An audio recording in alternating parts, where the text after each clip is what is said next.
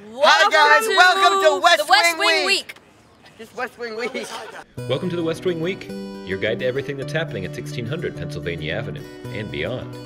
This week, the President traveled to Israel to honor the life of a former Israeli leader, hosted the first ever South by South lawn in his backyard, and welcomed the Pittsburgh Penguins to the White House. That's September 16th to the 22nd for... We are at the White House! On Friday, the President traveled to Jerusalem to honor the life of the former Israeli President and Prime Minister Shimon Peres. While there, the President spoke at a moving memorial service and attended the private burial. Shimon Peres was never cynical. It is that faith, that optimism, that belief, even when all the evidence is to the contrary, that tomorrow can be better, that makes us not just honor Shimon Peres, but love him. For Shimon, let us choose life as he always did. Let us make his work our own. May God bless his memory, and may God bless this country and this world that he loved so dearly. After his short visit, the President returned to Washington. On Sunday, the White House hosted the third annual Student Film Festival. Students were invited from all over the country to submit short films centered around the theme, The World I Want to Live In. The White House chose 13 finalists to participate in this exciting day.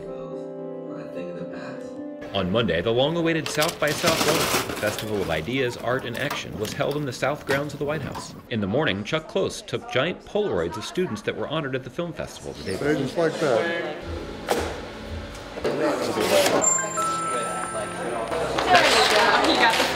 Later in the day, festival goers watched bands, participated in interactive booths highlighting ideas that are transforming how we interact with our world, and listened to panels exploring how leaders in art, technology, food, innovation, and social change are helping to move the country forward. To close the day out, the President, alongside Leonardo DiCaprio and Dr. Catherine Hale, held a discussion on climate change and the importance of protecting our planet. What we're seeing is that climate change is happening even faster than the predictions would have told us 5 years ago or 10 years ago. It is both frightening as well as an opportunity that we cannot afford to lose.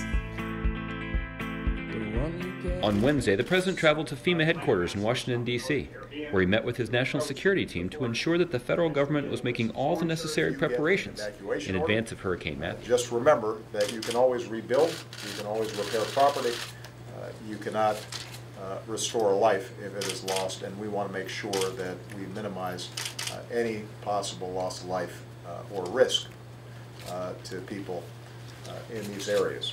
Later in the day, the President spoke to the White House press corps in the Rose Garden, marking the completion and implementation of the historic Paris Climate Agreement that was negotiated last year.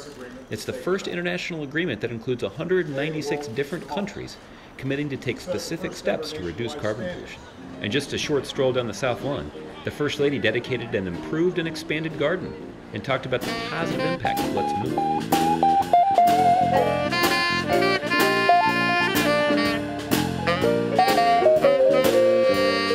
The next day, on Thursday, was the last harvest in the garden, and the President decided to swing by to check things out.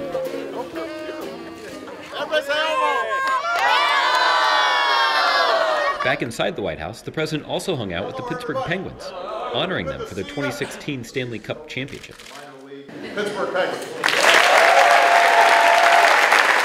Thanks so much for checking out this edition of your West Wing Week. To see all the videos from South by South Lawn, head over to whitehouse.gov/SXSL.